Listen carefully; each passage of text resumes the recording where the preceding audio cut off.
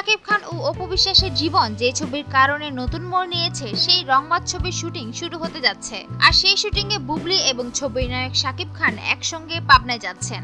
এদিকে এই খবরে শাকিবের স্ত্রী অপু বিশ্বাস শাকিবকে শুভকামনা জানিয়েছেন। অপু বলেন, যেহেতু আমার স্বামী ঢাকায় ছবির জনপ্রিয় তারকা, পেশার জায়গাতে সে যে কোনো নায়িকার সঙ্গে কাজ করতে পারে, এটাই স্বাভাবিক। এখন আমার চাওয়া হলো আগে যেভাবে ভালো ভালো কাজ করেছে এখনো একইভাবে কাজ করবে, তার জন্য আমার সবসময় শুভকামনা থাকবে।